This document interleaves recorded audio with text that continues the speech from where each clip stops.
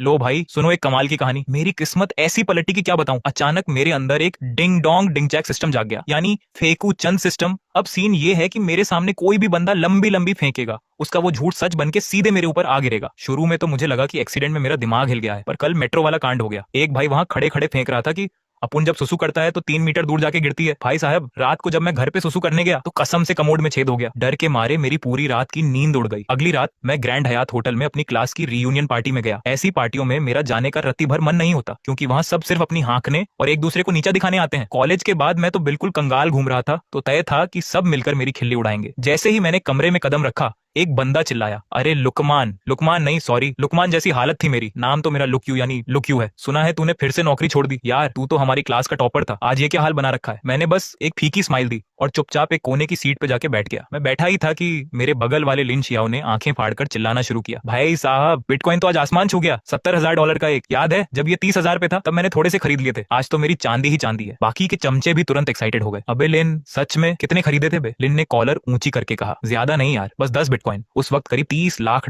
यानी 2 करोड़ रुपए लगाए थे। अब सुनो असली मजा। मैं उसके बगल में बैठा था और मेरे दिमाग की घंटी बजी। सिस्टम का मैसेज आया कि लिन शियाओ सरासर झूठ बोल रहा है और इसके बदले मुझे पूरे 10,000 बिटकॉइन मिल गए हैं। मैंने झटके से अपना फोन निकाला और वॉलेट चेक किया। भाई साहब, सच में वहां 10,000 बिटकॉइन चमक रहे थे। आज के रेट से वो पूरे 49 अरब 4.9 बिलियन रुपए होते हैं। मेरी चीख निकल गई। मेरी आवाज सुनकर लिन थोड़ा घबराया, पर फिर मुंह लाल करके बोला, हाँ भाई बिल्कुल सच है, पूरी बिल्डिंग ही अपनी हो गई। तभी क्लास का मॉनिटर शेंजे मेरी तरफ बढ़ा और ज्ञान देने वाले अंदाज में बोला, लुक यू, तेरे में टैलेंट तो है पर टिक के काम नहीं करता। मुझे देख, कॉलेज खत्म होते ही हुई जिन इंटरनेशनल में लगा और 3 साल में सीधा मार्केटिंग डायरेक्टर बन गया। अभी 2 दिन पहले ही टॉमसन रिव्यू में 2 करोड़ से ज्यादा का आलीशान फ्लैट बुक किया है। अगर तू सुधर जाए तो मैं एचआर से कहकर तेरी नौकरी लगवा दूं। साला मदद का नाटक करके खुद को बड़ा दिखा रहा था और सबसे बड़ी बात, वो भी फेंक रहा था। जैसे ही उसने बात खत्म की, सिस्टम फिर से बोला, बधाई हो, अब आप हुईजिन इंटरनेशनल के 80% मालिक हैं और टॉमसन रिव्यू की पूरी बिल्डिंग आपकी हुई। मैं तो सोफे से उछल पड़ा। कल तक जेब खाली थी और आज मैं अरबपति बन गया। कोई भी पागल हो जाए। मेरी इस हरकत से पूरे कमरे में सन्नाटा छा गया और सब मुझे ऐसे देखने लगे जैसे मैं कोई एलियन हूं। तभी क्लास का अमीर ज्यादा गुचेन टॉन्ट मारते हुए बोला, मेरे डैड ने अभी मेरे लिए एक चमचमाती कोनिक्सेग कार खरीदी है। मुझे एक पर्सनल ड्राइवर चाहिए। तू आजा, सैलरी की टेंशन मत लियो। मैंने मन ही मन हंसा। फिर से घंटी बजी। ये भी नंबर 1 का झूठा था। और तभी मेरी जेब में एक भारी सी चाबी आ गई। गुचेन को लगा मैं नखरे कर रहा हूं, तो वो चिढ़कर बोला, अबे क्लासमेट है इसलिए ऑफर दे रहा हूं,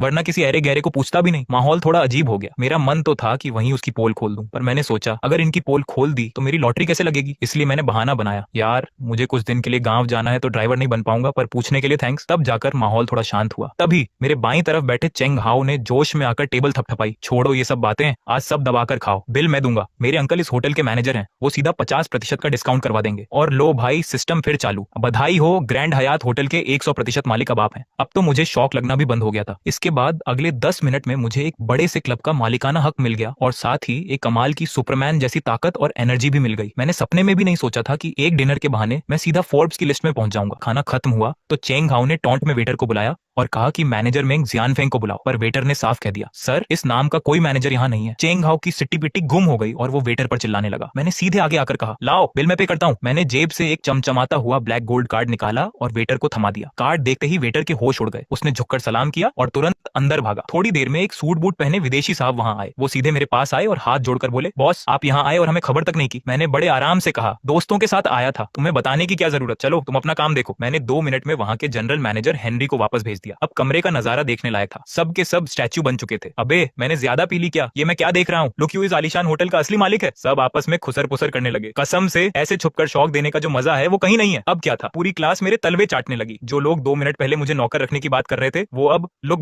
भाई करते हुए मेरे आगे पीछे घूमने लगे। अरे लुक भाई, आप तो छुपे रुस्तम निकले यार, इतने बड़े मालिक होकर भी हमारे मजे ले रहे थे। मैंने तो पहले ही कहा था, अपनी क्लास में सबसे अमीर बनने के लक्षण सिर्फ लुक यू के चेहरे पर ही थे। दुनिया कितनी मतलबी है ये देखकर मुझे हंसी आ गई। तभी किसी ने शू यांग से पूछा, क्यों भाई उस बड़े क्लब में पार्टी का क्या हुआ, हम सबके लिए बड़ा वीआईपी रूम बुक किया है ना। ये सुनते ही शू यांग के माथे पर पसीना आ गया। साले ने बस भौकाल बनाने के लिए झूठ बोला था। उसे क्या पता था कि सब सच में तैयार हो जाएंगे। मैंने फिर से अपनी जेब संभाली और मुस्कुराते हुए कहा, चलो भाई आगे का इंतजाम मैं करता हूँ। मैंने फोन निकाला और सीधे क्लब के मैनेजर को कॉल लगाया, मैं अपने दोस्तों के साथ आ रहा हूँ, सबसे बड़ा कमरा तैयार रखो, नंबर 888 है ना। ठीक है। फोन रखकर मैंने सबसे कहा, चलो दोस्तों सब सेट है, डायमंड वीआईपी रूम कमरा नंबर 888। सब फिर से हैरान, भाई साहब लुक भाई तो सच में गॉड लेवल पर है। उस क्लब का डायमंड रूम बुक करने का मतलब है कम से कम 10 लाख का खर्चा। मैंने हाथ हिलाते हुए कहा, अरे टेंशन मत लो, आज सब मेरी तरफ से है। होटल से बाहर निकलते हुए गुचेन का चेहरा सड़ चुका था। हमेशा वो सेंटर ऑफ अट्रैक्शन रहता था, पर आज सारा फुटेज में खा गया था। वो मन ही मन सोच रहा था कि मैं पक्का कोई नाटक कर रहा हूँ और आगे जाकर पकड़ूंगा। तभी होटल के गेट पर एक बेहद खूबसूरत काले रंग की सुपर कार खड़ी दिखाई दी। अबे तेरी, वो कोएनिग्सेग है क्या? सच में लड़के तो कार देखकर पागल हो गए, लड़कियों को समझ नहीं आया। तो एक लड़के ने ज्ञान बांटा, ये कोएनिग्सेग है भाई, कम से कम 15-20 करोड़ की सुपर कार। तभी एक ने गु चेन को टोका, अरे गु चेन, तूने अभी कहा था ना कि तेरे पापा ने तेरे लिए कोएनिग्सेग ली है, ये वही है क्या भाई? अब गु चेन की हालत पतली, उसने तो बस टॉन्ट मारने के लिए झूठ बोला था। उसके घर वाले अमीर जरूर थे, पर इतने भी बेवकूफ नहीं थे कि 20 करोड़ की कार दिला दें। और ये कार तो वैसी भी नहीं थी, ये तो दुनिया में सिर्फ 6 पीस ही बनी थी। उसने थूक निगलते हुए कहा, नहीं यार, मेरी वाली तो अभी बुक हुई है, आने में टाइम लगेगा। उसे समझ आ गया कि आज इज्जत का कचरा होने वाला है। तभी उसने मुझसे पीछा छुड़ाने के लिए कहा, लो क्यों, तू तो बस से आया था ना, आजा मेरी कार में बैठ जा, साथ चलते हैं। मैंने मुस्कुराते हुए कहा, नहीं भाई, मैंने अपनी कार यही मंगवा ली थी, मैं खुद चला कर आऊंगा। वो चेन ने हंसते हुए एक पुरानी खटारा गाड़ी की तरफ इशारा किया, अच्छा कहाँ है तेरी कार? वो सामने वाली मारुति सुजुकी है क्या? पर अगले ही पल उसका मुंह खुला का खुला रह गया। मैंने उस 20 करोड़ की कोएनिग्सेग की तरफ उंगली उठाई और कहा, वो रही, 2 दिन पहले ही ली है, ठीक ठाक है ना? ये सुनकर सबके पैरों तले जमीन खिसक गई। गुचेन तो जैसे पत्थर का हो गया, उसने तो झूठ बोला था, पर मेरे पास तो साक्षात वो कार खड़ी थी जो दुनिया में सिर्फ 6 लोगों के पास है। वो हकलाते हुए बोला, इस टाइम पे भी मजाक सूझ रहा है तुझे? मैंने बिना कुछ बोले जेब से चाबी निकाली और बटन दबा दिया। कार की हेडलाइट्स चमकी और गुचेन का सारा घमंड चूर चूर हो गया। जब मैं कार का दरवाजा खोलकर खड़ा हुआ तो सबकी लार टपक रही थी। अरे बाप रे, लुक्यू तो असलियत में सबसे बड़ा रईस निकला। गुचेन भाई, तेरे पापा ने जो कार ली है वो भी ऐसी ही है क्या? गुचेन ने रोनी सूरत बनाकर कहा, नहीं भाई, मेरे पापा ने तो नॉर्मल गाड़ी ली है, इससे कोई मुकाबला ही नहीं है। अब क्या था, क्लास की सारी लड़कियां कार की अगली सीट पर बैठने के लिए लाइन लगाने लगी। सुवान नाम की जो लड़की खुद को बहुत बड़ी अप्सरा समझती थी, वो बड़े एटीट्यूड में सीधे मेरी तरफ आई और कार का दरवाजा खोलने लगी। पर मैंने उसे इग्नोर मारते हुए कोने में खड़ी वेन जियो को इशारा किया, वेन जियो तुम आओ, आगे बैठो। वेन जियो हमारी क्लास की सबसे शांत और सुलझी हुई लड़की थी जो कभी दिखावा नहीं करती थी, पर मुझे कॉलेज के दिनों से पता था कि वो असल में हजारों करोड़ की वैन ग्रुप की इकलौती वारिस है। ये राज सिर्फ मुझे पता था। सुवान बेचारी वहीं पर ठिठक गई, उसका चेहरा शर्म से लाल हो गया। उसे लगा था कि उसे कोई मना नहीं कर सकता, पर मैंने तो उसकी तरफ देखा तक नहीं। वेन जियो भले ही सिंपल रहती थी, पर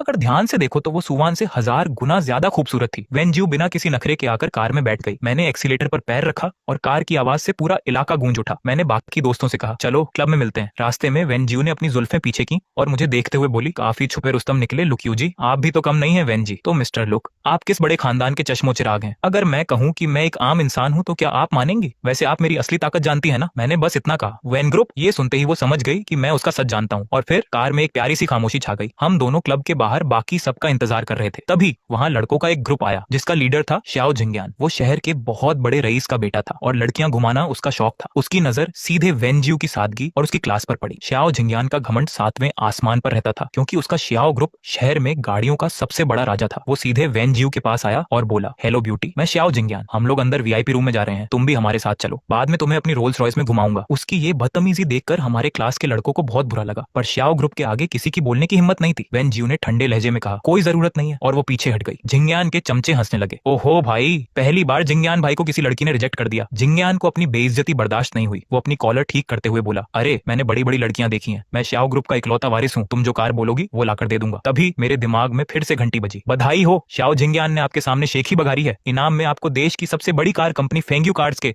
एक 100% शेयर और दुनिया का सबसे बेहतरीन लुक और अट्रैक्शन, मैग्नेटिक पर्सनालिटी मिलता है। भाई साहब, थैंक यू कार कंपनी पूरे देश की नंबर 1 कंपनी है, जिसकी कीमत कम से कम 500 अरब 50 बिलियन रुपए है। मजा ही आ गया। इधर गू चेन और बाकी दोस्तों ने फुसफुसाते हुए कहा, रोल्स रॉयस लाएगा? हमारे दोस्त के पास तो वो कार है जो पैसे से भी नहीं मिलती। सबको लगने लगा कि ये अमीरजादा हमारे लुक भाई के आगे कुछ भी नहीं है। वेन जियो ने श्याओ जिंग्यान की तरफ देखा और फिर तिरछी नजरों से मुझे देखा। अब मेरे अंदर इतना गजब का अट्रैक्शन आ चुका था कि वेन जियो ने जैसे ही मुझे देखा, उसका चेहरा शर्म से गुलाबी हो गया। उसने जिंग्यान को चिढ़ाते हुए कहा, अच्छा मुझे कोएनिग्सेग 1.1 चाहिए, लाकर दे सकते हो? कोएनिग्सेग 1.1? ये सुनते ही उन अमीरजादों के होश उड़ गए। वो कोई ऐसी वैसी कार नहीं थी जो बस शोरूम से खरीद लो। श्याओ जिंग्यान का ईगो हर्ट हो गया। एक लड़की ने उसे गाड़ियों के मामले में ही चैलेंज कर दिया था। वो गुस्से में लाल हो गया और चिल्लाया, तुम सीधे सीधे बात नहीं मानोगी, लड़कों इन सबको मजा चखाओ। उसके गुंडे आगे बढ़ने लगे। गू चेन और बाकी लोग डर के मारे पीछे हटने लगे, क्योंकि श्याओ ग्रुप से पंगा लेने का मतलब था शहर में रहना मुश्किल होना। तभी मैं बड़े आराम से 2 कदम आगे बढ़ा और सीधे श्याओ जिंग्यान के सामने जाकर खड़ा हो गया। मैंने उसकी आंखों में आंखें डालकर बड़े स्वैग से कहा, मैं बस इतना कहूंगा, मेरे दोस्तों से दूर रहो, इसी में भलाई है। मेरा यह हीरो वाला अंदाज देखकर क्लास की लड़कियां तो वहीं पर दिल हार बैठी। श्याओ जिंग्यान ने दांत पीसते हुए कहा, अगर मैं पीछे ना हटूं तो क्या तू मुझे हाथ लगाएगा? सबको पता था कि श्याओ ग्रुप से भिड़ने का अंजाम क्या होगा, इसीलिए सब चुप थे। पर मैंने बस उसकी तरफ देखा, एक हल्की सी हंसी हंसी और अपनी उंगलियां चटकाई। मैंने धीरे से मुस्कुराते हुए कहा, अगर तुम में हिलने की हिम्मत है तो मुझ में मारने की हिम्मत है। यह सुनकर श्याओ जिंग्यान गुस्से में हंस पड़ा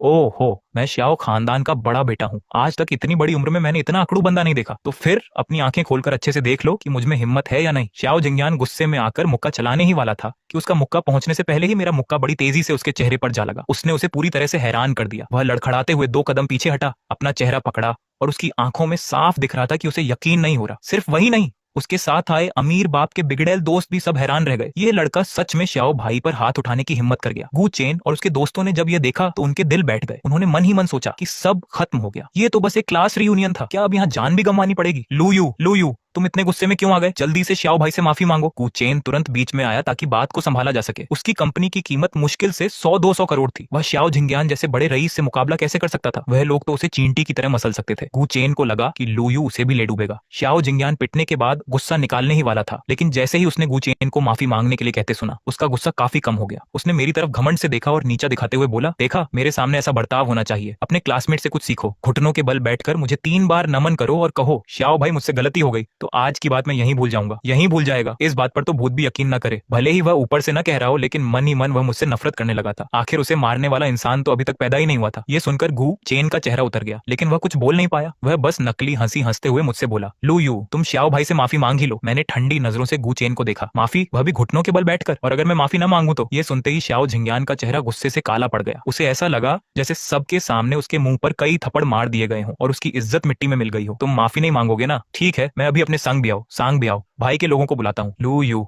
तुम्हें बड़ी इज्जत प्यारी है ना? आज मैं तुम्हें बताऊंगा कि असली ताकत के सामने इज्जत की क्या औकात होती है। ये सुनते ही गु चेन के माथे पर पसीना आ गया। लू यू, तुम जल्दी से माफी मांग लो। सांग ब्याओ इस शहर का बहुत बड़ा नाम है, तुम उससे पंगा नहीं ले सकते। सांग ब्याओ इस शहर का गॉडफादर जैसा था। पुलिस और गुंडे दोनों तरफ उसका सिक्का चलता था। जो भी उसके खिलाफ जाता उसका अंजाम बहुत बुरा होता था। सिस्टम अलर्ट, ये डिटेक्ट किया गया है कि श्याओ झिंगयान डिंग हाँक रहा है। अब शहर के अंडरवर्ल्ड गॉडफादर सांग ब्याओ को आपके अधीन कर दिया गया है। वह अब आपका चेला है। मैं मन ही मन हंसा। तो श्याओ झिंगयान डिंग हाँक रहा था, लेकिन अगर सांग ब्याओ सच में आ भी जाए तो उसे मुझे इज्जत से बड़े भैया ही बुलाना होगा। मैंने मुस्कुराते हुए कहा, तो फिर उसे सांग ब्याओ को बुलाने दो, मैं भी तो देखूं कि इस अंडरवर्ल्ड गॉडफादर का जलवा कैसा है। श्याओ झिंगयान गुस्से में अपने दांत पीसने लगा। तुम रुको, मैं अभी फोन करके बंदे बुलाता हूँ। उसने गुस्से में एक नंबर मिलाया। सामने वाला इंसान सांग ब्याओ के चेले का चेला था, जिसका नाम था वू बिंग। श्याओ ग्रुप दूसरों के लिए बहुत बड़ा होगा, लेकिन सांग ब्याओ के सामने उसकी कोई औकात नहीं थी। श्याओ झिंगयान की हैसियत बस वू बिंग के साथ उठने बैठने जितनी ही थी। बिंग भाई, मैं रेड रोमांस क्लब में हूँ, जल्दी से 10-12 बंदे लेकर आ जाओ। मुझे किसी ने मार दिया है, अपने साथ हथियार भी ले आना। वू बिंग ने जैसे ही सुना कि श्याओ झिंगयान पिट गया है, उसने तुरंत हाँ कर दी। आखिर श्याओ झिंगयान पैसे दिल खोलकर खर्च करता था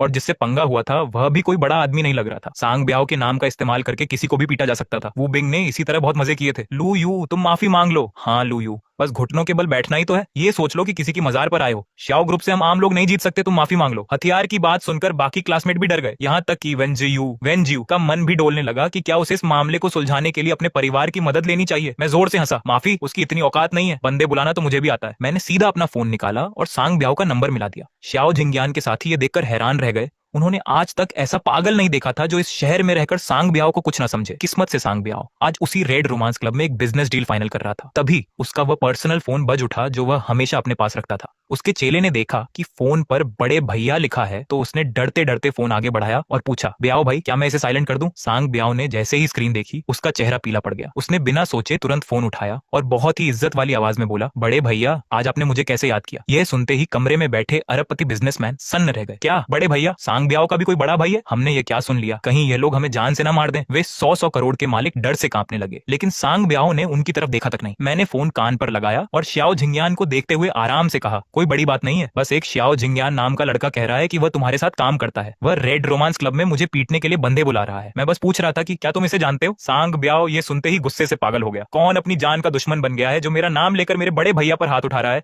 श्याओ झिंगयान की क्या औकात जो मेरा चेला बने? पास बैठे बिजनेसमैन ने यह सब सुन लिया था। उनमें से एक ने डरते हुए कहा, ब्याओ भाई, आपके बड़े भैया जिस श्याओ झिंगयान की बात कर रहे हैं वह शायद श्याओ ग्रुप का बेटा है। सांग ब्याओ ने गुस्से में कहा, श्याओ झिंगयान, श्याओ ग्रुप, तुम लोग अभी श्याओ खानदान के बूढ़े को फोन करो और कहो कि उसके बेटे ने उस इंसान को छुआ है जिसे छूना नहीं चाहिए था। वह तुरंत अपना बोरिया बिस्तर समेटे और इस शहर से दफा हो जाए। एक झटके में श्याओ ग्रुप को शहर से बाहर निकालने का हुक्म देकर सांग ब्याओ कमरे से बाहर भागा। वे बिजनेसमैन भी उसके पीछे हुए ताकि देख सकें कि आखिर सांग ब्याओ का बड़ा भाई है कौन। श्याओ जिंगयान ने जब मुझे फोन रखते देखा तो वह थोड़ी देर के लिए चुप हो गया। क्या सच में फोन पर सांग ब्याओ था? नहीं, यह लड़का बस नाटक कर रहा है। उसने खुद को संभालते हुए कहा, जब मैं ब्याओ भाई के साथ ग्लोबल इंटरनेशनल में बैठकर पार्टी करता था तब तुम बच्चे थे। मेरे सामने नाटक मत करो, अभी मेरे बंदे आएंगे और तुम्हें घुटनों के बल चलाएंगे। सिस्टम अलर्ट, ये डिटेक्ट किया गया है कि श्याओ झिंगयान आपके सामने डिंग हाँक रहा है। इनाम के तौर पर आपको ग्लोबल इंटरनेशनल के एक 100% शेयर दिए जाते हैं। मैं मन ही मन हंसा। देखो फिर से डिंग हाँक दी। उसकी बात खत्म ही हुई थी कि 5 गाड़ियां आकर रेड रोमांस क्लब के गेट पर रुक गई। तभी अचानक गाड़ी का दरवाजा खुला और उस बिंग अपने दर्जन भर हथियारों से लैस गुंडों के साथ नीचे उतरा। उसकी आंखें गुस्से से लाल थीं। उसने पूरे ग्राउंड को घूरते हुए चिल्लाकर कहा, मेरे भाई को किसने मारा? किसकी इतनी हिम्मत हुई? साला सामने आओ। उस बिंग एकदम यमराज की तरह गुचेन के पास गया और दहाड़ा, तूने मारा है मेरे भाई को। गुचेन की तो उसे देखते ही सिट्टी पिट्टी गुम हो गई। उसने पागलों की तरह हाथ हिलाते हुए कहा, नहीं नहीं नहीं, मैं नहीं हूं भाई, वो रहा, उसने मारा है। गुचेन ने एक झटके में मुझे सीधे सूली पर चढ़ा दिया। मैंने उसे एकदम ठंडी नजरों से देखा। उसे भी अपनी गलती का एहसास हुआ तो चेहरा बनाकर बोला, अरे लू यू, इसमें मेरी क्या गलती है यार? मेरे खानदान की जितनी औकात है वो तो सियाओ फैमिली के दांत के नीचे दबकर खत्म हो जाएगी। तू तो सांग ब्याओ को जानता है ना, जल्दी से उसे फोन करके बुलाना यार। गुचेन की ये बात सुनकर उस बिंग खुद सोच में पड़ गया और उसका दिल धक धक करने लगा। अरे साला,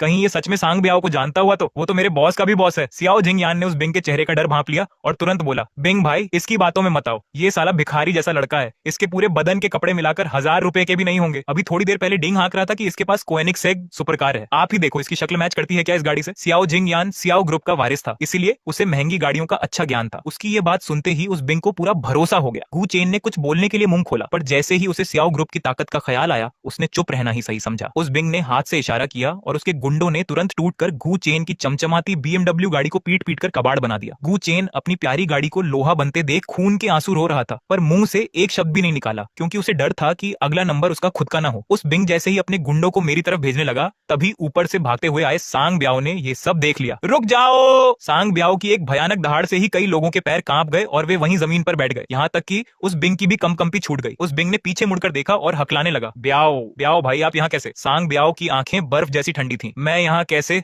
अगर मैं नहीं आता तो तू मेरे बॉस पर हाथ उठाने जा रहा था, तेरी इतनी औकात? सांग ब्याओ गुस्से से पागल हो गया और उसने आगे बढ़कर उस बिंग को एक जोरदार लात जमा दी। सांग ब्याओ का बॉस? ये सच में सांग ब्याओ का बॉस है? क्या मजाक चल रहा है? सियाओ जिंगयान के पीछे खड़े सारे अमीरजादे डर के मारे सन्न रह गए। सांग ब्याओ के साथ आए जो अरबपति बिजनेसमैन थे वे भी यह नजारा देखकर भौचक्के रह गए। उस बिंग दर्द से कराहते हुए उठा और उसने तुरंत सियाओ जिंगयान का नाम ले लिया। बॉस मेरी कोई गलती नहीं है, ये सब इस सियाओ जिंगयान ने करवाया है। सांग ब्याओ ने सियाओ जिंगयान को घूरते हुए ताना मारा, मेरे बॉस कह रहे हैं कि तू खुद को मेरा चेला बता रहा था और मेरे ही खिलाफ इस उस बिंग को बुलाकर लाया था। सियाओ जिंगयान का मुंह खुला का खुला रह गया। वह बहाने बनाना चाहता था पर उसके मुंह से एक शब्द नहीं निकला। इसी बीच वेन जी यू आगे आई और उसने ठंडे लहजे में कहा, इसने सिर्फ उस बिंग को ही नहीं बुलाया बल्कि इसने लू यू से माफी मांगने को कहा था और यह भी बोला था कि इस रेड रोमांस क्लब से घुटनों के बल रेंगते हुए बाहर निकल। वेन जी यू की बात सुनकर सांग ब्याओ का खून खौल उठा। उसके बॉस को ऐसा ऐरा गहरा आदमी तंग करे, वह गुस्से में सियाओ जिंगयान की तरफ बढ़ने लगा। सियाओ जिंगयान इस खौफ को बर्दाश्त नहीं कर पाया, उसके पैर जवाब दे गए और वह सीधे जमीन पर गिर पड़ा। वह रेंगते हुए वेन जी यू के पैरों के पास आया और सिर पटककर भीख मांगने लगा, मुझसे गलती हो गई भाभी जी, मुझसे बहुत बड़ी गलती हो गई। मुझे नशे में आपके साथ बदतमीजी नहीं करनी चाहिए थी, मैं मरने के काबिल हूँ। प्लीज आप लू यू भाई से कहकर मुझे बचा लीजिए। मैंने अपना हाथ थोड़ा उठाया और सांग ब्याओ से कहा, छोटे ब्याओ बाकी का मामला तुम संभाल लो। सांग ब्याओ ने तुरंत जी हुजूरी करते हुए सिर झुकाया। जी बॉस बिल्कुल, तो फिर मैं आपको और भाभी जी को डिस्टर्ब नहीं करूंगा। जब भी टाइम मिले भाभी जी को लेकर मेरे बंगले पर जरूर आइएगा। वेन जी यू का चेहरा शर्म से एकदम लाल हो गया। वह जानती थी कि सांग ब्याओ को गलतफहमी हो गई है, पर इस बात को साफ करने का वहाँ कोई मौका ही नहीं था। सांग ब्याओ के जाते ही वहाँ का भारी माहौल एकदम हल्का हो गया। सब क्लासमेट्स मुझे ऐसे देखने लगे जैसे मैं कोई इंसान नहीं बल्कि कोई भगवान हूँ। किसी ने सपने में भी नहीं सोचा था कि मैं अंडरवर्ल्ड के डॉन सांग ब्याओ का बॉस निकलूंगा। मैंने चारों तरफ देखते हुए कहा, क्यों भाई, सब पार्टी और गाना बजाना करने आए थे ना, तो सब मुझे ऐसे क्यों घूर रहे हो? तभी सोंग यांग ऊपर से नीचे आया। उसने सांग ब्याओ को सियाओ जिंगयान की क्लास लेते हुए देखा था। वैसे तो उसे इन छोटे मोटे झगड़ों से कोई मतलब नहीं होता था, लेकिन जब उसने उन अरबपति बिजनेसमैन के मुंह से लू यू का नाम सुना तो उसके कदम वहीं रुक गए। सोंग यांग आगे बढ़ा और बोला, उस सर, आप लोग अभी जिस आदमी की बात कर रहे थे उसका नाम क्या है? उस सर ने पूरे सम्मान के साथ जवाब दिया, लू यू, जो ब्याओ भाई के भी बॉस हैं। सारी बात सुनने के बाद सोंग यांग को सब समझ आ गया और जैसे ही वह वहां आया सबकी नजरें उसी पर टिक गईं। सुवान ने उस रौबदार सोंग यांग को देखकर धीरे से गुचेन से पूछा, कू भाई ये कौन है? देखने में तो बहुत पावरफुल लग रहा है। गु चेन ने उसकी बताई दिशा में देखा और उसका चेहरा पीला पड़ गया। ये सोंग यांग है, इस रेड रोमांस क्लब का जनरल मैनेजर। इसे सिर्फ एक मैनेजर मत समझो, उस बिंग भी इसके सामने पानी भरता है, मेरी तो इसके सामने बोलने की हैसियत ही नहीं है। गु चेन सबको उसकी जानकारी दे ही रहा था कि साथ में चुपके से मुझे भी देखने लगा। जब से मेरा और सांग ब्याओ का कनेक्शन सामने आया था, क्लास के सारे बच्चे मुझसे खौफ खाने लगे थे। गु भाई ऐसा लग रहा है कि सोंग मैनेजर हमारी तरफ ही आ रहा है, एक क्लासमेट ने घबराते हुए कहा। गु चेन ने फीकी हंसी हंसते हुए कहा, अपना वहम छोड़ो भाई, वो सच में हमारी तरफ ही आ रहा है। अब क्या करें? अभी एक सांग ब्याओ से पीछा छूटा था कि ये सोंग यांग आ गया। आज का दिन तो रोलर कोस्टर की सवारी जैसा हो गया है। मालिक! यांग के इस एक शब्द ने सुवान और बाकी सबको वहीं का वहीं पत्थर बना दिया। लू यूं ही इस पूरे रेड रोमांस क्लब का असली मालिक निकला। सबने झटके में शू यांग की तरफ देखा। तू तो बोल रहा था कि तेरा कजिन यहाँ का छोटा मालिक है, तो तुझे ये क्यों नहीं पता था कि लू यू यहाँ का सबसे बड़ा बॉस है? शू यांग खुद पागलों की तरह सिर हिलाने लगा। अरे भाई, मेरा कजिन तो यहाँ बस पीछे का काम संभालने वाला एक छोटा सुपरवाइजर है। मालिक तो दूर की बात है, उसने आज तक यहाँ के बड़े अफसरों की शक्ल तक नहीं देखी। मैंने एकदम शांत रहकर जवाब दिया, क्लास की पार्टी है, इन सबको यहाँ एंजॉय कराने लाया हूँ। रूम तैयार है ना? सोंग यांग ने तुरंत हाथ जोड़कर कहा। जी मालिक, सब तैयार है। वीआईपी स्वीट नंबर 888 अब से सिर्फ आपके लिए रिजर्व रहेगा, वो किसी और कस्टमर को नहीं दिया जाएगा। आप बिल्कुल बेफिक्र रहिए। ओ भाई साहब, वो वीआईपी स्वीट जिसका कम से कम खर्चा ही 10 लाख से शुरू होता है, वो हमेशा के लिए इनका पर्सनल रूम बन गया। क्या गजब लेवल है भाई। मैंने सिर हिलाया। ठीक है चलो फिर। पर जैसे ही हम आगे बढ़ने लगे, सामने से कुछ सूट बूट पहने हुए रईस लोग आ गए। सबके चेहरों पर गजब की इज्जत थी और हाथों में उनके बिजनेस कार्ड थे। उनका रुतबा देखकर ही पता चल रहा था कि वे बहुत बड़े बिजनेसमैन हैं। सोंग यांग ने आगे आकर मेरा परिचय कराया। मालिक, ये उस सर, जाओ सर, तान सर और ली सर हैं। ये सब अरबपति हैं। आज ब्याओ भाई ने इनके साथ ही मीटिंग रखी थी, पर आपके मामले की वजह से शायद वह कैंसिल हो गई। सोंग यांग उनकी मंशा भांप गया था। उसकी आवाज भले ही धीमी थी, पर सुवान और बाकी सबने इसे साफ साफ सुन लिया था। अपनी आंखों के सामने बड़े बड़े अरबपतियों को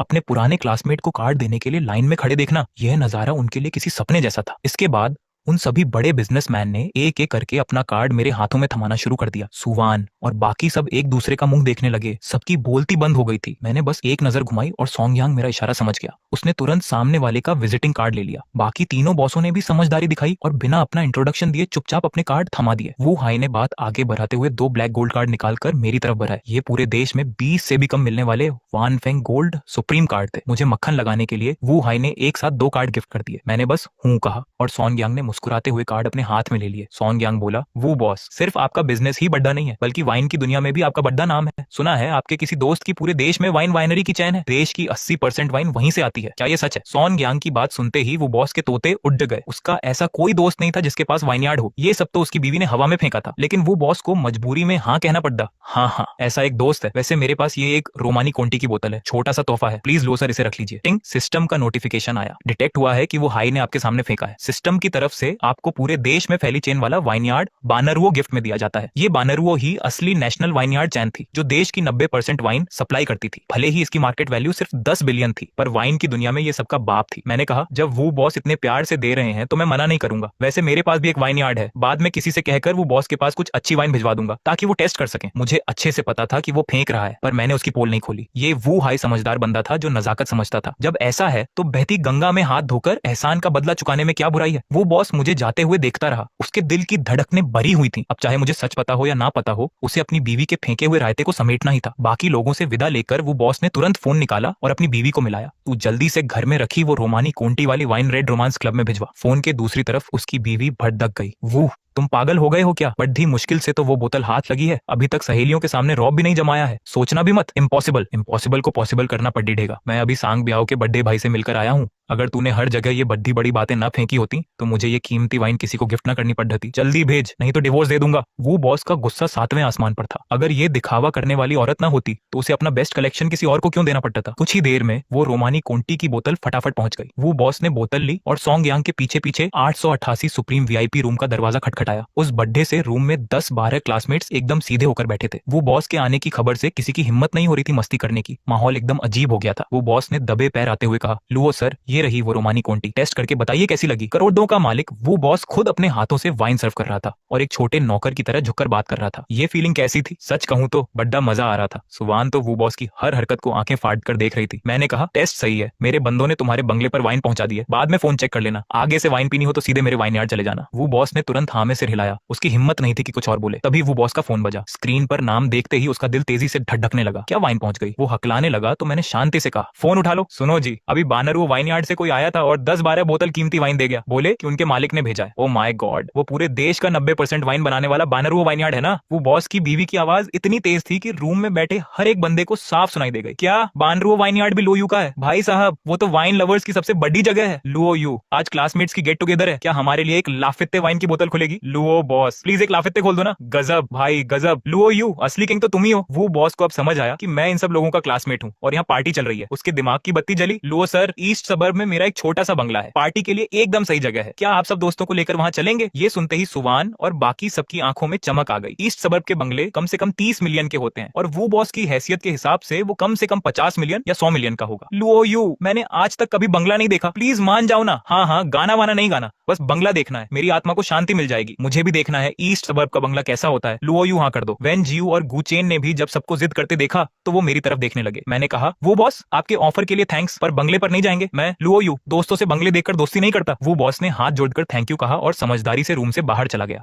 सुवान ने अचानक मुद्द कर शेनजे को देखा। शेनजे, तुम्हारे पास भी तो टॉमसन 1 में 20 मिलियन का एक बद्दा फ्लैट है ना, हमें भी ले चलो, हमारी भी आंखें खुल जाएं। हाँ यार। सुवान की बात सुनकर चेंग हाओ और बाकी लोगों को भी याद आया। शेनजे के चेहरे का रंग उड़ गया। अरे वो अभी तक पोजीशन नहीं मिला है, अभी नहीं देख सकते। शेनजे का घर भी कैंसिल होने पर चेंग हाओ और बाकी सब उदास हो गए। सुवान ने हार नहीं मानी और गु चेन की तरफ देखा। गु भाई, तुम्हारी फैमिली इतनी अमीर है, कोई तो बंगला होगा जहाँ हमें ले जा सको। गु चेन ने बहाना बनाया, हमारे घर पर अभी कुछ स्पेशल गेस्ट आए हुए हैं तो अभी सही नहीं रहेगा। वैसे लो यू, क्या तुम्हारा टॉमसन 1 में कोई घर है? गु चेन की इस बात ने चेंग हाओ और बाकी सबकी उम्मीदें फिर से जगा दी। हाँ भाई, लुओ यू तो अब इतना बड़ा बॉस है, टॉमसन 1 में तो घर होगा ही ना। मैंने कहा, हाँ टॉमसन 1 में मेरा एक घर है, पर ज्यादा बड़ा नहीं है, बस घूमने के हिसाब से ठीक है, रुकने का मत सोचना। आज मैं तुम सबको ग्रैंड हयात इंटरनेशनल होटल में पार्टी दे रहा हूँ, सारा खर्चा मेरे नाम पर लिखवा देना। मेरे इतना कहते ही रूम में शोर मच गया। लुओ यू जिंदाबाद, भाई तू ही असली बॉस है, इतना पैसा, तुम तो साक्षात गॉड हो। ग्रैंड हयात को पूरा बुक कर लिया। बॉस, क्या आपको किसी हेल्पर की जरूरत है? चेंग हाओ, तू साइड हट। लुओ बॉस, मेरे बारे में सोचिए। जो गु चेन मेरा मजाक उड़ाने की सोच रहा था वो शौक में आ गया। उसने सपने में भी नहीं सोचा था कि मेरे पास सच में टॉमसन 1 में घर होगा। पर फिर उसने एक शातिर स्माइल दी। बड्ढा नहीं है तो क्या हुआ? लुओ यू, तुम सच में बानरुओं के मालिक हो।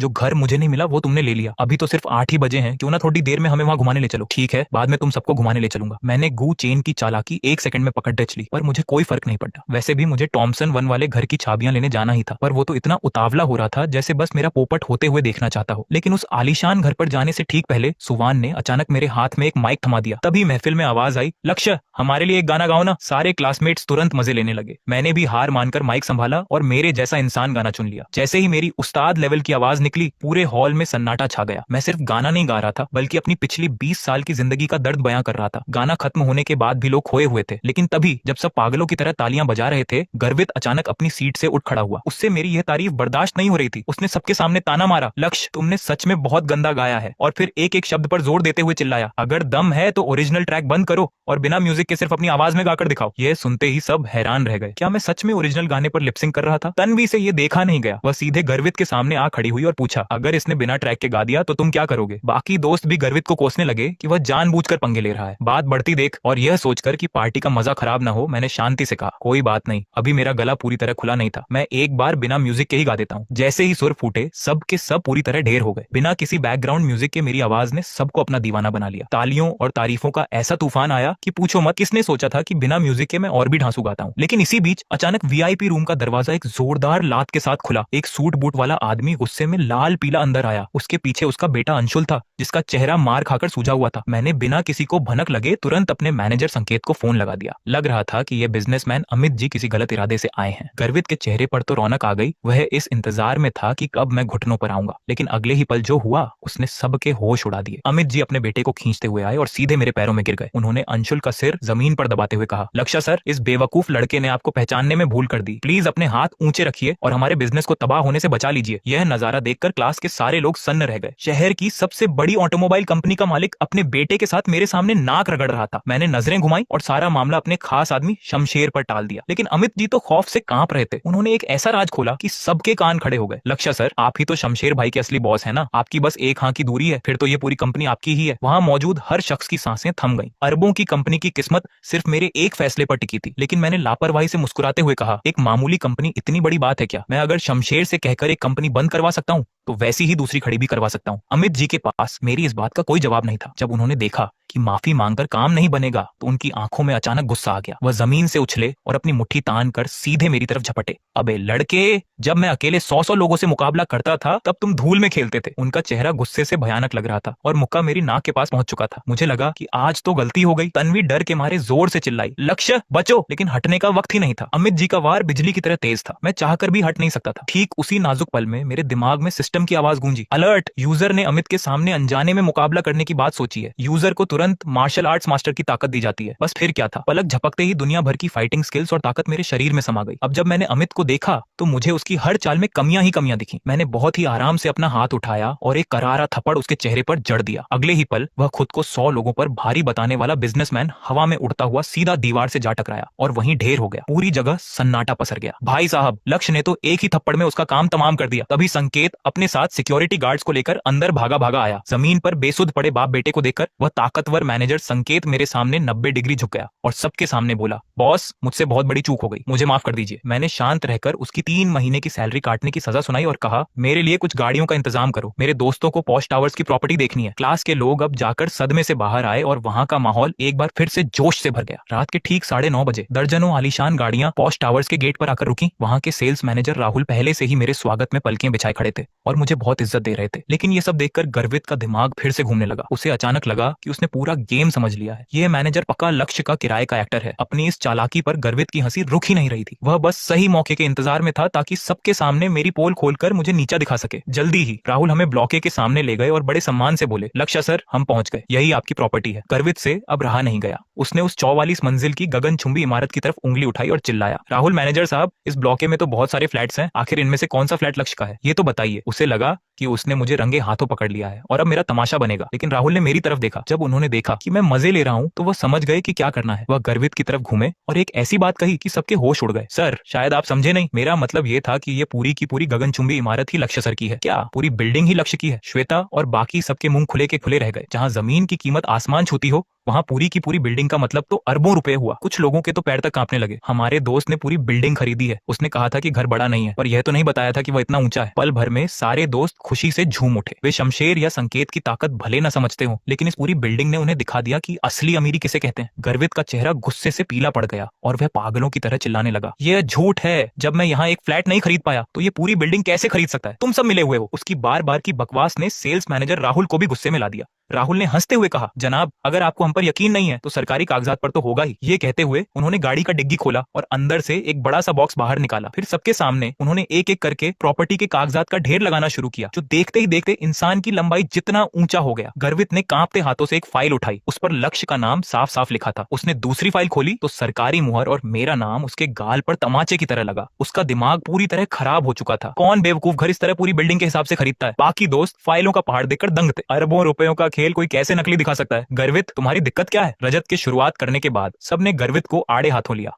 और उसे खूब सुनाया। तभी सारे दोस्त मेरे पास जमा हो गए। लक्ष्य, चलो ना, हमें अंदर से अपना घर दिखाओ। मैंने राहुल को इशारा किया कि दरवाजा खोले। जैसे ही सब अंदर गए, वहां की भव्यता देखकर सबकी आंखें फटी की फटी रह गईं। वह घर इतना शानदार, क्लासिक और मॉडर्न था कि हर किसी का सपना सच होने जैसा था। श्वेता ने सबसे पहले अपना फोन निकाला और ताबड़तोड़ तस्वीरें लेकर सोशल मीडिया पर पोस्ट कर दी। उसे देखकर बाकी सब भी अपने फोन पर लग गए। आधे घंटे के अंदर ही सोशल मीडिया पर हर तरफ हमारी ही बातें होने लगी। हजारों लोग इसे शेयर करने लगे। पूरे इंटरनेट पर यह खबर फैल गई कि किसी रहस्यमयी रईस ने पॉश टावर्स की पूरी बिल्डिंग ही अपने नाम कर ली है। मजे की बात तो ये हुई कि जैसे ही ये बात फैली, दोस्तों के उन रिश्तेदारों और क्लाइंट्स के फोन आने लगे जिनसे बरसों से कोई बात नहीं हुई थी। सबके सब बिजनेस डील करने के लिए उतावले हो रहे थे और ये सब सिर्फ इसलिए हो रहा था क्योंकि मैं उस पूरी प्रॉपर्टी का मालिक था। जब मैंने देखा कि दोस्तों का मन अभी भी नहीं भरा है तो मैंने संकेत को बोलकर गाड़ियों का काफिला तैयार करवाया और सबके लिए ग्रैंड होटल में वीआईपी स्वीट्स बुक करवा दिए। लेकिन जैसे ही सब जाने वाले थे तभी श्वेता ने अचानक मुझसे एक बात कही। तभी सबने वो सवाल पूछ लिया जो हर कोई जानना चाहता था, लुक सेन, तुम्हारा ये अपार्टमेंट बेचोगे क्या? जब से उन लोगों ने सोशल मीडिया पर फोटो डाले, अनगिनत लोग मुझसे ये बिल्डिंग खरीदने के पीछे पड़ी डीएच गए। यहाँ तक कि कुछ ने तो डबल कीमत देने का ऑफर भी दे दिया। सब लोग बस इसी इंतजार में थे कि देखें मैं इस इमारत का क्या करता हूँ। पर मैंने बिना सोचे समझे सीधे बोल दिया, नहीं बेचना, मेरे पास पैसों की कोई कमी नहीं है। ये 5 शब्द सुनते ही वहां मौजूद सारे लेट डीएच के एकदम जोश में आ गए।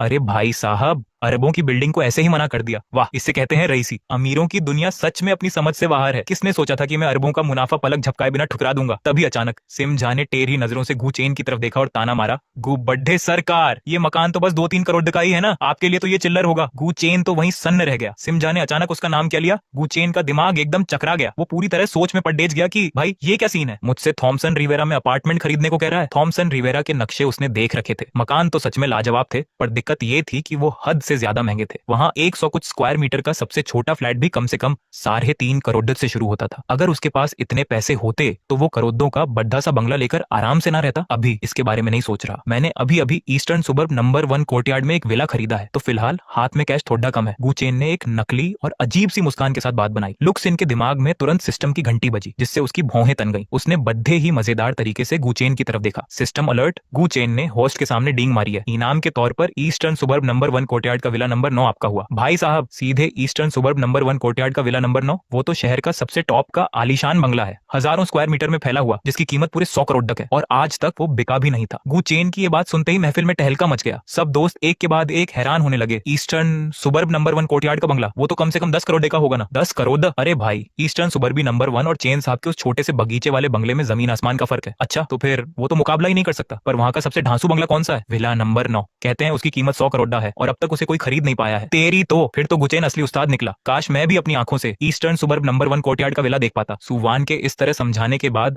सबको समझ आ गया कि ईस्टर्न सुबर्ब नंबर 1 कोर्टयार्ड कितनी बड़ी चीज है। इसके सामने तो करोड़ों का थॉमसन रिवेरा भी कीमत के मामले में बहुत पीछे छूट गया। पर सच कहें तो इन दोनों का कोई मुकाबला ही नहीं था, क्योंकि एक फ्लैट था और दूसरा विला। दोनों की क्लास और कीमत बिल्कुल अलग थी। गु चेन एक बार फिर सबका ध्यान अपनी तरफ खींचकर खुश हो गया। उसकी जो बेइज्जती हुई थी उसका बदला पूरा हो गया। अरे यार, अब तुम ज्यादा शरीफ मत बनो। अभी लुक्सिन भी बोल रहा था कि घर छोटा है, पर वो तो पूरी की पूरी बिल्डिंग निकली। गुचेन, तुमने कौन सा वाला खरीदा है? हमें कब ले चल रहे हो अपनी रईसी दिखाने? सुवान ने जब गुचेन का ये दिखावा देखा तो वो कहां मानने वाली थी। उसे गुचेन की ठीक ठाक वाली बात पर बिल्कुल भरोसा नहीं था। और सबसे बड़ी बात, सुवान इस बहाने उस आलीशान इलाके में जाना चाहती थी, ताकि शायद वहां किसी बद्धे अमीर आसामी को अपने जाल में फंसा सके। सिर्फ सुवान ही नहीं, बाकी दोस्त भी अमीरों की इस ठीक ठाक और छोटा मोटा जैसी बातों पर भरोसा नहीं कर रहे थे। हाँ, तुम अमीर लोग बहुत संभल कर बोलते हो। मुझे भी अपनी आंखें सेकनी है। मुझे भी वहां जाकर फोटो और रील्स बनानी है। मेरा तो मन है कि उस आलीशान बंगले में बैठकर तसल्ली से स्टेक खाऊं। दोस्तों की ये बातें सुनकर गु चेन के तो तोते उड़ गए। उसने तो बस पीछा छुड़ाने के लिए हवा में तीर चलाया था। यहाँ तो सब लोग बाल की खाल निकालने लगे। गु चेन ने तेजी से दिमाग दौड़ाया और बात को टालते हुए बोला, जैसे ही घर का काम पूरा हो जाएगा मैं सबको पार्टी पर बुलाऊंगा। गु चेन को इस तरफ हंसा हुआ देखकर लुक्सिन से रहा नहीं गया और उसकी हंसी छूट गई। लुक्सिन, तुम क्यों हंस रहे हो? चेंग हाओ ने उत्सुकता से पास आकर पूछा। गु चेन का दिल बैठ गया और उसे ठंडे पसीने आने लगे। कहीं लुक्सिन सबके सामने उसकी पोल ना खोल दे। कुछ नहीं, रात काफी हो गई है, अब सबको आराम करना चाहिए। तभी झुनियू इंटरनेशनल होटल की तरफ से लाखों की 10-12 लग्जरी गाड़ियां सबको लेने आ गई। चेंग हाओ और बाकी सब खुशी खुशी गादियों में बैठ गए और होटल में उनका राजा महाराजाओं जैसा स्वागत हुआ। जैसे ही वेटर ने उन्हें वीआईपी स्वीट में छोड़ा, सबने अपनी सारी तमीज भूलकर धमाल मचाना शुरू कर दिया। झुनियू इंटरनेशनल एक 5 स्टार होटल था, जहां के एक वीआईपी स्वीट का किराया ही कम से कम 1 लाख रुपए था। यानी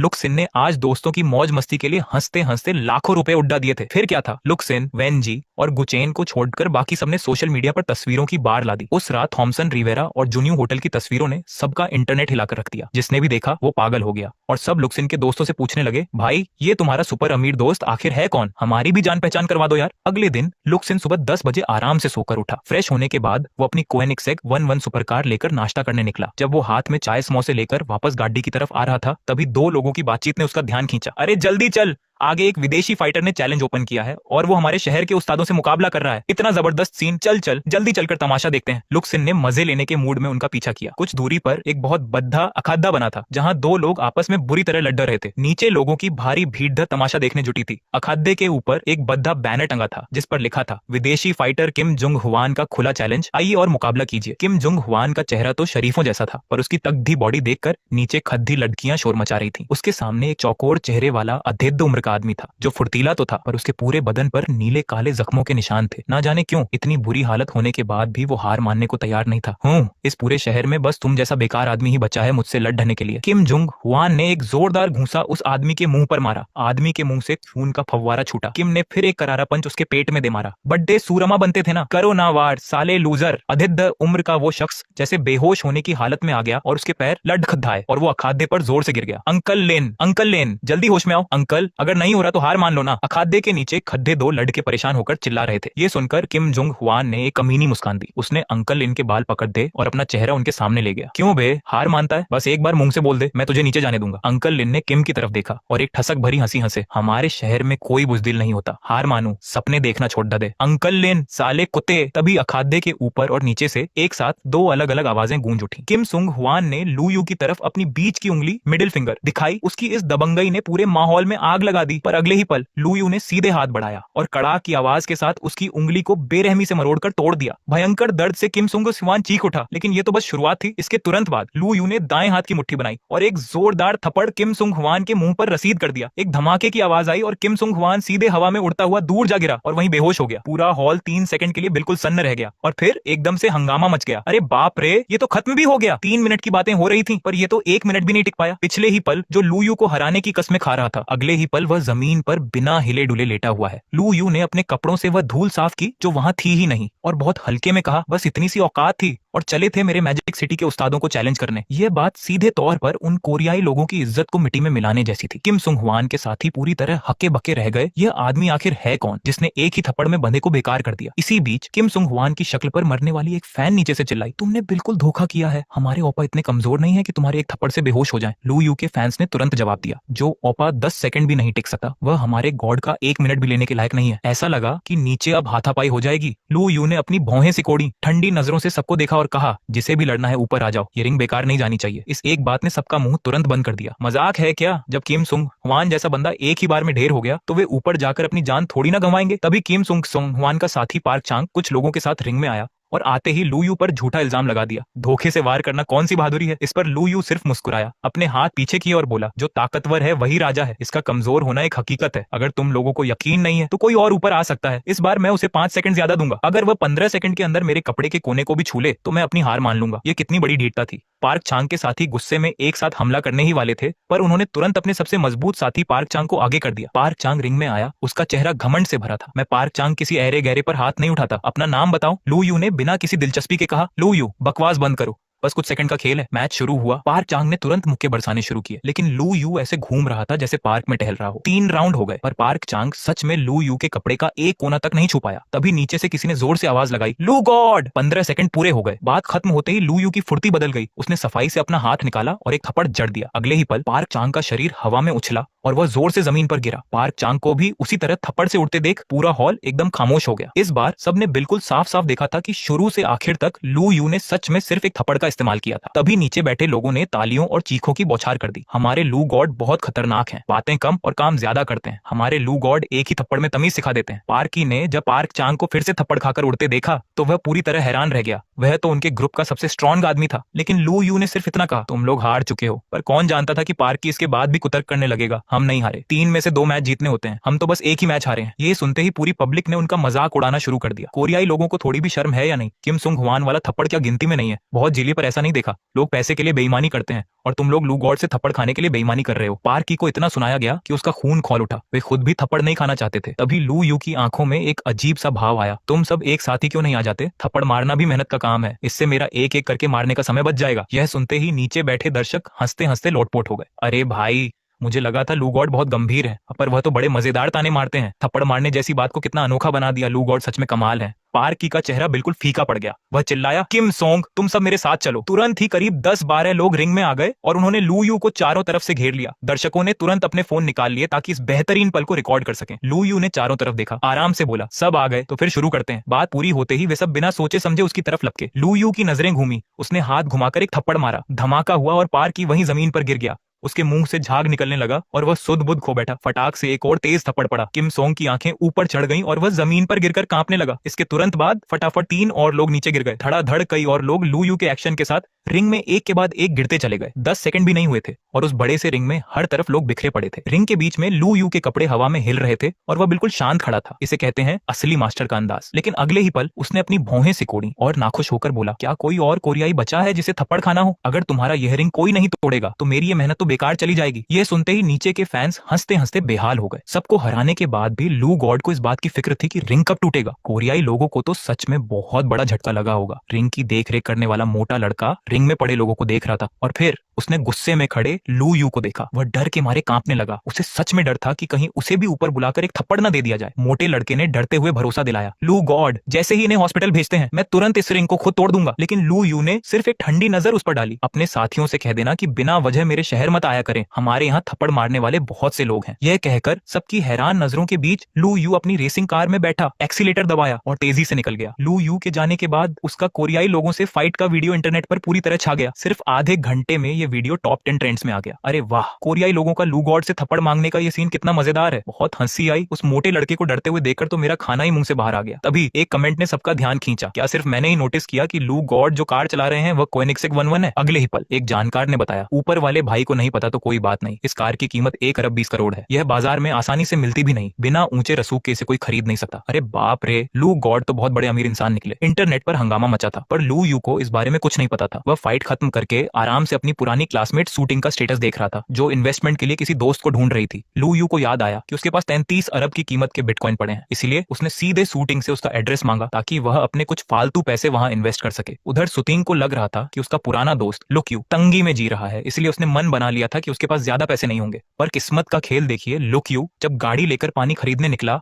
तो रास्ते में अचानक एक सड़क वाले इंटरव्यू के चक्कर में फंस गया। 1 मिलियन फॉलोअर्स वाली मशहूर फीमेल लाइव स्ट्रीम करने वाली होस्ट चीची ने एक लड़के को रोका। हैंडसम भाई, आपकी क्या खासियत है? वह लड़का खीसे निपोड़ते हुए बड़े घमंड से बोला, मेरी लंबाई पूरे 20 सेंटीमीटर। टन सिस्टम की आवाज आई। ली भाई को होस्ट से गप मारते हुए पकड़ा गया है। इनाम के रूप में गप सच की जाती है। वहां खड़े खड़े मजे ले रहे लुक यू को अचानक अपने शरीर में कुछ अजीब सा बदलाव महसूस हुआ। उसका चेहरा शर्म से लाल हो गया। वह वहां से खिसकने ही वाला था कि चीची की तेज नजर उस पर पड़ गई। वह तुरंत भागकर उसके पास आई। हैंडसम भाई, मैं होस्ट चीची हूँ, क्या मैं आपका एक छोटा सा इंटरव्यू ले सकती हूँ? लुक यू ने बेबसी में कदम रोके। हाँ बिल्कुल, चीची ने बड़े चाव से पूछा। तो हैंडसम भाई, आपकी क्या खासियत है? लाइव चैट पर बैठे लोग अपनी सांसें थामे हुए थे। तभी लुक यू ने एकदम मासूम चेहरा बनाकर जवाब दिया, वह जो अभी उस भाई ने बोला, मेरा भी वही हाल है, पूरे 20। ये सुनते ही लाइव चैट पर जैसे भूचाल आ गया। मम्मी पूछ रही है कि मैं सिर झुकाकर क्यों बैठा हूँ, मेरा तो बस थोड़ा सा है, मैं तो इस खूबसूरत होस्ट के लायक ही नहीं हूँ। हैंडसम भाई ने तो हरी झंडी दे दी। चीची, अब तुम शर्माना छोड़ो। लेकिन चीची तो गुस्से में पैर पटकने लगी, पर पैर पटकते ही उसका संतुलन बिगड़ा और वो सीधे लुक यू की बाहों में जा गिरी। ओ तेरी, चीची तो एकदम बेकाबू होकर खुद ही गले लग गई। लोग मजे ले ही रहे थे कि लुक यू ने चीची को संभाल लिया। चीची जैसे ही हटने लगी, उसका हाथ जहां लगा वहां का एहसास छूते ही वह एकदम सुन्न हो गई। चीची का चेहरा शर्म से टमाटर हो गया। वह जैसे ही सीधी खड़ी हुई, उसका पैर फिर लड़खड़ाया और वह दोबारा लुक यू की गोदी में जा गिरी। इस तरह लगातार 2 बार खुद को बाहों में सौंपने का ये गजब का सीन देखकर फैंस के होश उड़ गए। मैम, आप तो कुछ ज्यादा ही मेहरबान हो रही हैं, लुक यू ने चुटकी लेते हुए कहा। मैं जानबूझकर नहीं कर रही, मेरे पैर में मोच आ गई है। चीची ने रोनी सूरत बनाकर सफाई दी, जो बहुत ही मजेदार लग रही थी। पर लुक यू ने बड़े गंभीर होकर कहा, ठीक है, मैं मान लेता हूँ कि तुम जानबूझकर मुझ पर नहीं गिर रही थी। उसकी इस बात पर लाइव चैट में 666 गजब गजब के कमेंट्स की बाढ़ आ गई। चीची बेचारी अभी भी सफाई देने की कोशिश कर रही थी, पर हैंडसम भाई को उसकी बात सुनने में कोई दिलचस्पी नहीं थी। हंसते हंसते पेट फूल गया। चीची आज से मेरे लिए सुंदर लड़कों पर टूटने वाली लड़की बन गई है। तभी लुक यू नीचे बैठा और उसके पैर को ध्यान से देखा। मौत सच में आई है, तुम यहीं रुको, मैं गाड़ी से दवा लेकर आता हूँ। उसका बिना इधर उधर देखे सीधे काम की बात करना फैंस को और हंसा गया। चीची के पास कोई रास्ता नहीं था। उसने छिड़कर कैमरे का रुख सुपरकार की तरफ कर दिया, जिसकी ओर लुक यू जा रहा था। अगले ही पल चैट बॉक्स में धमाका हो गया। अरे बाप रे, मैं सोचूं कि ये चेहरा इतना जाना पहचाना क्यों है, ये तो लुक गॉड है। हाँ, मुझे याद आया, जाने से पहले लुक गॉड जो गाड़ी चलाते थे वो कोएनिग्सेग 11 थी, पूरे 12 करोड़ की गाड़ी। लुक गॉड इसे आम दिनों में घूमने के लिए इस्तेमाल कर रहे हैं। चीची का दिमाग घूम गया, आप लोग क्या बातें कर रहे हो? इसके बाद पब्लिक ने उसे पूरी कहानी समझा दी। ये वही लुक गॉड हैं जिन्होंने अकेले ही 1 दर्जन से ज्यादा लोगों को कूटा था, कोरियन फाइटर्स के गाल पर तमाचे जड़े थे और उनका अखाड़ा तक तोड़वा दिया था। जैसे ही लुक यू के आने की खबर फैली, चीची के लाइव पर देखने वालों की संख्या 1 मिलियन से सीधे कई मिलियन पार कर गई और तेजी से बढ़ती ही जा रही थी। तभी लुक यू दवा लेकर वापस आया और बुत बनी चीची से बोला, ऐसे क्या घूर रही हो, पैर आगे करो, दवा लगा देता हूँ। लुक यू को अंदाजा भी नहीं था कि उसका ये प्यार से दवा लगाने का सीन इस समय लाखों लोग लाइव देख रहे हैं। दवा लगाने के बाद वह खड़ा हुआ। लो, हो गया, मैंने एक गाड़ी मंगवा दी है, तुम्हारे पैर में तकलीफ है और मुझे कुछ जरूरी काम है, इसलिए मैं खुद छोड़ने नहीं जा सकता। लुक यू की इस बेरुखी ने जनता को हंसने का एक और मौका दे दिया। हा हा हा हा हा। लुक गॉड पक्के सिंगल रहने के शौकीन है।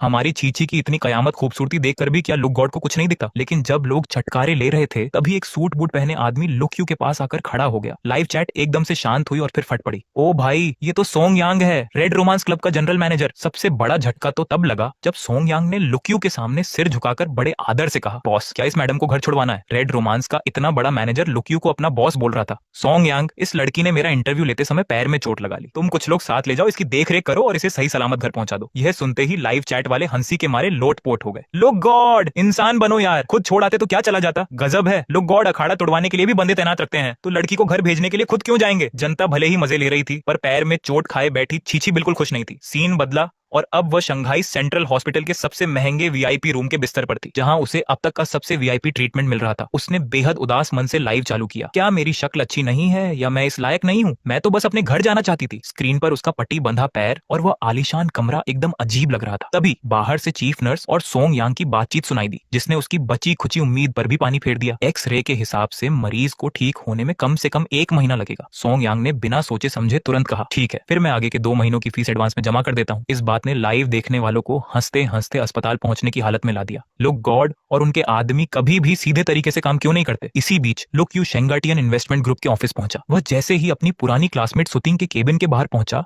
उसे अंदर से आवाजें आई। एक भारी और बदतमीज आवाज गूंज रही थी, सुतिंग, मैं तुम्हारे प्रोजेक्ट में 5 लाख लगाने को तैयार हूँ, बस मेरे साथ एक बार डिनर पर चलोगी? सुतिंग ने बड़े रूखेपन से मना किया। शॉ साहब, आपको कष्ट करने की जरूरत नहीं है, मेरा पुराना दोस्त आ रहा है, वही इसमें पैसा लगाएगा। इस पर शॉ साहब ने हंसते हुए ताना मारा, तुम्हारा वह दोस्त? वह बहुत करेगा तो कुछ हजार रुपए लगा देगा। वह और करीब आते हुए बोला, इस प्रोजेक्ट के लिए कम से कम 50 लाख रुपए चाहिए, कुछ हजार रुपयों से क्या होगा? सुतिंग समझ नहीं पा रही थी कि क्या जवाब दे। तभी लुक यू ने दरवाजा खटखटाया और उसे उस सिचुएशन से बचा लिया। सुतिंग, मैं लुक यू हूँ। शॉ झिंगचेन गुस्से में तमतमाया हुआ था। उसने झटके से दरवाजा खोला, पर सामने वाले को देखते ही उसकी बोलती बंद हो गई। सामने खड़ा शख्स उससे एक सिर ऊंचा था। उसका लुक और स्टाइल कमाल का था। ये दूर दूर से भी कोई गरीब दोस्त नहीं लग रहा था। सुतिंग ने खुशी खुशी लुक यू का स्वागत किया। लुक यू, तुम तो पहले से भी ज्यादा हैंडसम हो गए हो। दोनों एक दूसरे से बातें करने लगे और उन्होंने शॉ झिंगचेन को पूरी तरह से किनारे कर दिया। शॉ झिंगचेन से अब सहा नहीं गया। उसने टेबल पर हाथ मारा। लुक यू, सही कहा ना, मैं शॉ झिंगचेन फीयू ग्रुप का बड़ा बेटा हूँ। मैं 5 लाख लगाने जा रहा हूँ, तुम कितना लगाओगे? सुतिंग का चेहरा उतर गया। उसे पता था कि लुक यू के पास ज्यादा पैसे नहीं होंगे। वह उसका बचाव करने ही वाली थी कि शॉ झिंगचेन ने फिर से नीचा दिखाते हुए कहा, वैसे इस कंगाल के पास लगाने के लिए होगा ही क्या? लुक यू को उस शोर से थोड़ी चिढ़ हुई। उसने शॉ झिंगचेन को घास तक नहीं डाली, बस अपनी 5 उंगलियां उठाई और सुतिंग की तरफ देखकर मुस्कुराया। अंदाजा लगाओ मैं कितना लगाने की सोच रहा हूँ। सुतिंग का दिल तेजी से धड़का। 50,000? लुक यू ने हंसते हुए सिर हिलाया। थोड़ा और ऊपर जाओ। शॉ झिंगचेन जोर से हंस पड़ा। और ऊपर? 50,000 देने में भी इसकी नानी याद आ जाएगी। क्या 5 लाख दोगे? सीधे 50 लाख क्यों नहीं बोल देते? लेकिन लुक यू ने थोड़ा सा सोचते हुए सुतिंग से कहा, 50 लाख तो बहुत कम है, मेरे रुतबे के हिसाब से सही नहीं बैठते, तुम थोड़ा और बड़ा अंदाजा लगाओ।